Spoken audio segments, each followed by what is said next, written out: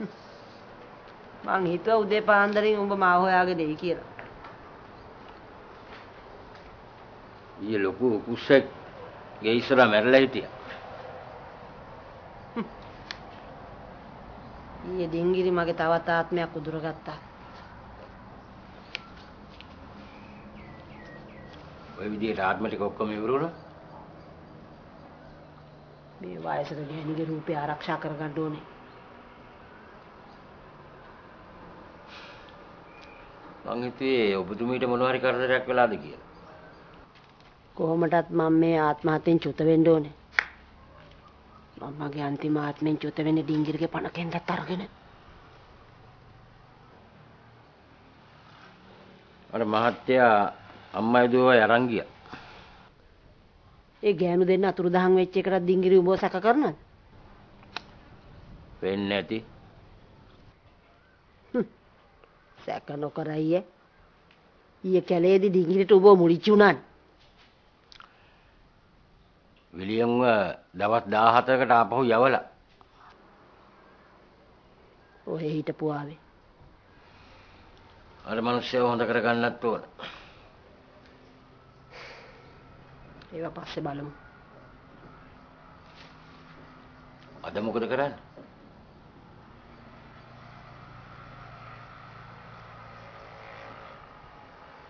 බලමු.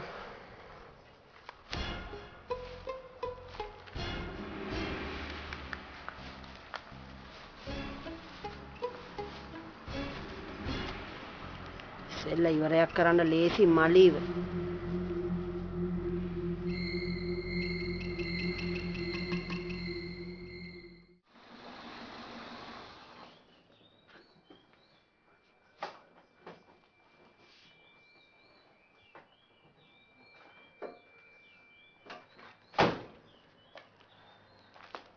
මම නිර්මාල්ව බස්සලා rest house එකට ගියා.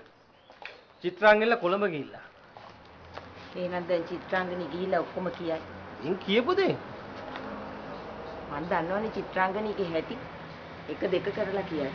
1 2 නෙමෙයි 2 25 කරලා කිව්වත් වෙන්නේ ඒකමනේ.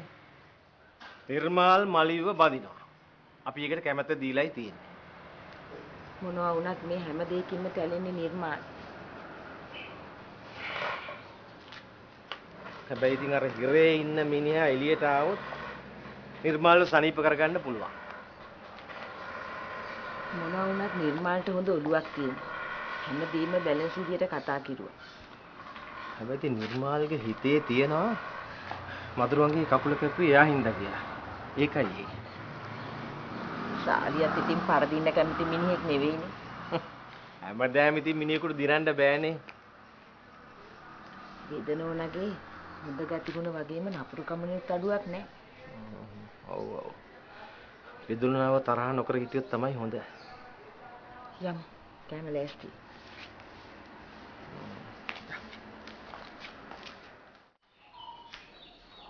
පාළු පැත්තක තියෙන ගයක් කිව්වා.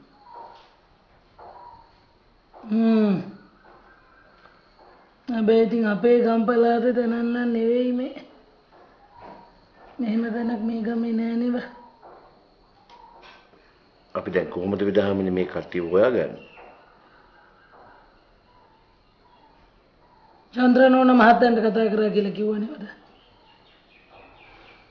ඔව්. එතකොට අමිලා අමිලට කතා කරන්න දුන්නේ නැහැ විදහාමිනේ. දැන් එතකොට ඔය කතා කරන ඇත්තෝ කියන්නේ මහත්තයන්ට දේශපාලනින් අයින් වෙන්න කියලාද? ඔව්.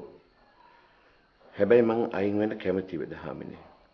එහෙම වුණොත් නිවැරදි හේතුව මගේ නෝන දැනගන්නවා. ඒකත් එහෙමද? මම මොකද විදහාමිනේ කරන්නේ? කරන දේ මේක මහා වදයක් විදහාමිනේ. ඡන්දි තියෙන කාලෙක ඇමතිවරුන්ට කොච්චර වැඩ තියෙනවද? කරන්න ඕනේ දේ මං හීන්සරේ කතා කරලා මහත්තයන්ට අවස් කරේ කියන්නම්කෝ. හොඳයි. මං අද යන්නේ නැහැ විදහාමිනේ. මම ගෙස්ට් හවුස් එකේ ඉන්න. හවස් භාගෙ මේ පැත්තේ ඇවිල්ලා යන්න එන්න. හොඳයි.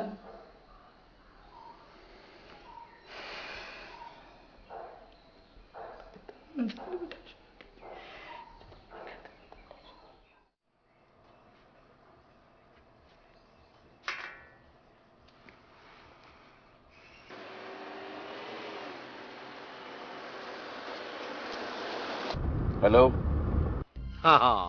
අමතුමා කොහමද? ඊයේ රෑ හොඳට කල්පනා කරන්න ඇතිනේ ඔබතුමා දේශපාලනයෙන් විශ්‍රාම යන්නේ කොහමද කියලා.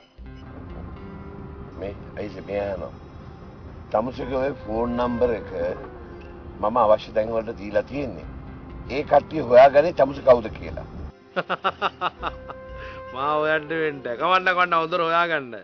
අමතුමා යක්කුන්ට බයේ සෝන් වල ගෙවල් හදන්නේ නැහැ අමතුමා. මේ තමුසේ මට කරුණා කරලා කියනවා තමුසේ මේ දේවල් කරන්නේ කාගේ උවමනාවකටද කියලා. අමතුමා කාගේවත් උවමනාවට මං කඩේ යන්නේ නැහැ. මේක මගේ උවමනාව. අයිසේ තමුසේ යක්කුන්ට බයත් නැත්තම් සෝන් වල ගෙවලුත් හදනවා නම් තමුසේ මට කෙලින් කියනවා කවුද කියලා. මං තමුසේ ඇවිල්ලා හම්බ වෙන්නම්. ඕන්න. අමතුමා ඔබතුමා ප්‍රකාශයෙන් නිකුත් කරාම මං ඔබතුමාගේ අර පෙර හාමිනේ එයාවයි ඔබතුමාගේ දෝනියෙන්දවයි ගෙනල්ලා දාන්න. එතකොට බලා ගන්නකො මං කවුද කියලා.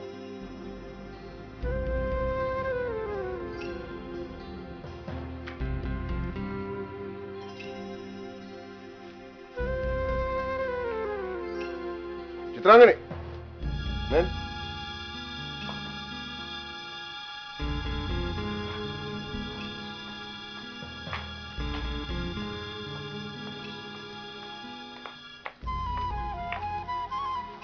මොකද හදිස්සිය ආවේ?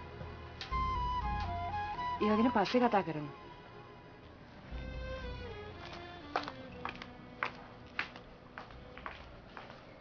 මේ නානා. එහෙනම් දැන් ගිහිල්ලා පස්සේලාගම හම්බෙන්නු. හරි වයින්. කරන දේ පරිස්සමෙන් කරන්න ඕනේ. හරි. මොනවාට ප්‍රශ්න නම් මට කෝල් එකක් දෙන්න. කෝල් එකක් දෙන්න. ඕකේ.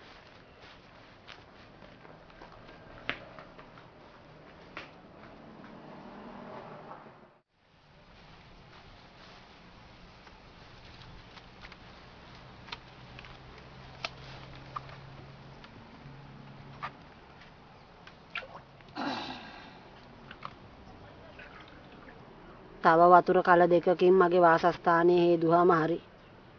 ගෑනු දෙන්නෙක්නේ හිටියේ. කිරි යන්නත් ඕනේ. දෙකකින් නෙමෙයි.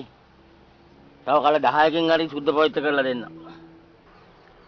ඊයේ උඹගේ ගේ ඉස්සරහා උකුස්සෙක් වැටලා හිටපු කතාව මෙලහකටත් ඩිංගිරිගේ කනට ගිහිල්ලා ඇති. ඩිංගිරි විතර නෙමෙයි. දැන් මුළු ගමම දන්නව ඇති. ඩිංගිරිගේ සලුව ගන්නෙ කොහොමද?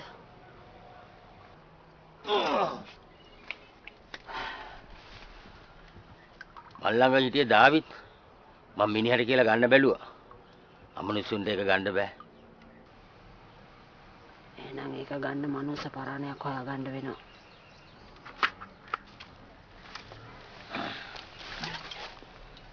බලමු.